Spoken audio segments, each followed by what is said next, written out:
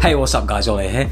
So I've been using the iPhone XS for a couple of weeks now, since its release date. Wanted to give you a review on it. So I ended up going for the standard iPhone XS in space grey. The main reason I chose the XS instead of the XS Max was mainly because of the size. I actually prefer the smaller size of the iPhone XS. I found the Max to be a bit too large for me. Great thing is though that it doesn't really matter which device you choose. The only difference between the two is the screen size and the battery. You know, you get all the same performance, all the same cameras and everything. So yeah, you don't really miss out much when you choose between either device. The design of the iPhone XS remains the same as the iPhone X. It looks exactly the same. You can't really tell any difference. There isn't even any sort of logos or anything on it that tell you that it's the iPhone XS.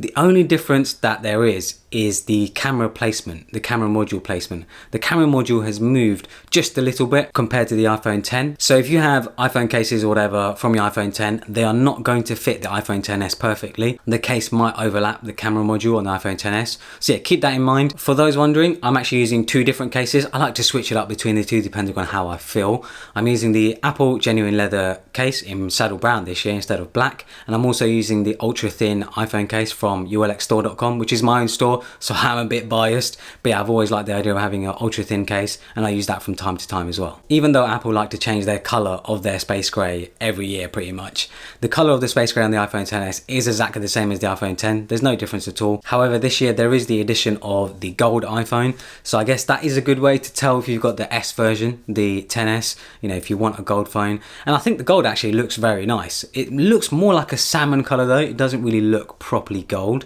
compared to previous gold iPhones. I still think it looks great, but I personally went for space grey mainly because it's just a bit more discreet and a bit more understated. The notch is still there, unfortunately. I've never been a fan of the notch. I think it looks pretty ugly, but when you're using the phone day to day, you never really notice it anyway, so it doesn't matter too much. I've always been a fan of how Apple use high quality materials when it comes to their phones, and I love how there's glass, there's stainless steel, and I love how they sort of blend them all together. I feel like Apple do such a good job of making their devices feel almost like a piece of jewellery, really. Doesn't feel like a plastic phone that's in your hand compared to Nokia phones that you had back in the day. You know, the iPhone X, iPhone XS, they feel like pieces of jewellery, and it makes them feel expensive. And they should be, considering how much you're paying for them. When it comes to performance, I don't actually care too much about specs. I don't care too much about how powerful the processor is or how much RAM there is in a phone. Obviously, the more the better, the more the merrier. But when it really comes down to it, it's all about real world usage. And I found the performance of the iPhone XS to be incredible as expected. I mean, I shouldn't expect any less really. And Apple do sort of make their phones knowing that people are going to be using them for 2 or 3, 4 years even. So they try and make sure that their phones have a good life cycle. When compared to the iPhone X, the performance upgrades are very minimal. You're really not going to notice much if you're upgrading from the iPhone X. I also feel like iOS 12 plays a massive role in the performance. You know, even the iPhone X, when I upgraded that to iOS 12, there was a huge difference in performance. I could really tell that the phone was faster.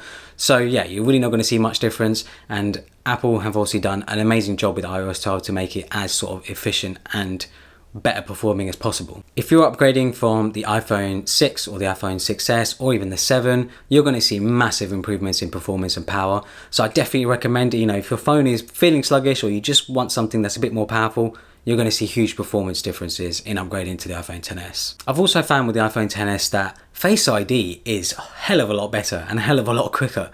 You know, I always had an issue with Face ID on the iPhone X. I just feel like it was a bit too slow sometimes. Sometimes I feel like it wouldn't even see my face. I had to put in my PIN code, and it just wasn't as fast as Touch ID. But I also think iOS 12 played a massive role in improving Face ID, because on iPhone XS, a Face ID is a good 2 or 3 times faster. As soon as I look at my phone, I can already see that it's unlocked, it's already detecting my face, and all I have to do is just swipe up to go to the home screen. So yeah, I'm really glad that Face ID is much faster and much better than it used to be. Apple always seems to do a good job of making their phones very powerful, and they always seem to optimize their OS to their phones as well, because they know people are going to be upgrading every couple of years. You know, people aren't going to be upgrading every year. People don't do that usually. And there really isn't many manufacturers out there supporting older devices. Apple seems to be supporting even the iPhone 5S with the latest iOS 12. And that phone was released in 2013, 5 years ago. That was a long time ago, and they're still supporting that device. So yeah, Apple do a very good job of supporting older devices. When it comes to battery life, I feel like this is always a hard one to judge because everyone's use case is so different. I personally easily get through a day of usage using apps like Reddit, Instagram, Twitter, Spotify, things like that. But if you are a heavy user, say you use Maps quite often, or say you're taking a lot of phone calls or whatever, then you may be better off going for the Max because you do get a bigger battery. But yeah, for me personally, the XS is good enough. The camera, as expected, is great. However, Apple have been dethroned by Google with the Google Pixel 3. So if you want the best camera in a phone, you should definitely go for the Google Pixel 3. You know, if that is your top priority, I think the Google Pixel 3 is definitely the phone to go for. However, you're most likely watching this video because you're interested in the iPhone XS, so let's focus on the camera on the iPhone XS. I found the iPhone XS camera to be fantastic as expected. In good lighting conditions, the photos I found are very sharp and they look incredible. I found that Apple do a good job of their color rendition when it comes to their pictures. However, I have found that the HDR aspect of the camera seems to be quite aggressive this year, more aggressive than previous years. So if you don't know what HDR is, it's basically taking two pictures and then combining them together. It will take one picture that's really bright and one picture that's really dark, so we can get both the shadows and the highlights and mix them together to give you a picture where you can see both, obviously, the shadows and the highlights. I found though, using an app like Visco to bring up the brightness, increase the contrast and apply a filter really can transform the image. Portrait mode is pretty darn good, and I love how Apple sort of now have an aperture slider so you can change the blurriness of the background of the image. I mean, technically you're not really adjusting the aperture, you're only really sort of digitally changing the blurriness of the background. So it's a bit of a sort of trick. It's not, you're not really adjusting the aperture because you can't really adjust the aperture of a photo after you've taken it. But it's just a cool way to sort of make your photos blurrier if you like. However, I found if you slide it all the way down, the background of the picture looks almost too blurry and too fake. It doesn't look right. So I found sort of leaving it in the middle, it looks much better. Portrait mode isn't perfect though. As you can see in this picture of myself, around my left shoulder, there are some bits that the camera has missed, which is obviously frustrating. But hopefully as years go on and Apple improve the software and improve the hardware, you know, we can one day have pictures which basically look like they're taken with a DSLR. Is it worth upgrading? That really depends on what device you're currently using. If you're using an iPhone 6, iPhone 6s or iPhone 7 or even an iPhone 5, if you're still using an iPhone 5 or a 5s, you're going to see massive upgrades if you switch over to the iPhone XS. You're going to see huge differences in performance, in the camera, in the screen, and of course you're going to get a whole new phone.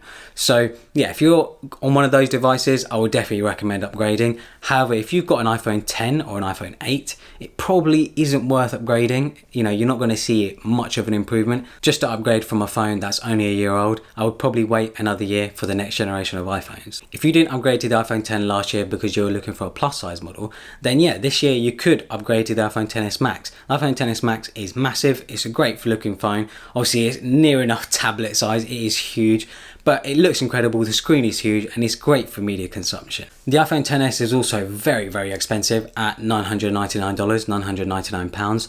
That's a lot of money to lay down on a phone, and not everyone has that sort of money. So if you're looking to upgrade, really do take that into consideration. Don't spend it unless you really need to upgrade your phone. And it's also worth considering the iPhone XR, which is just about to be released, and that's $250 cheaper. You really don't miss out much with getting that phone. The only thing you do miss out on is mainly the screen. You know, you still get pretty much the same camera and the same performance in the iPhone XR. So hopefully you guys enjoyed this review. I will have the iPhone XR review coming soon as well. Follow me on Instagram and Twitter and subscribe for more.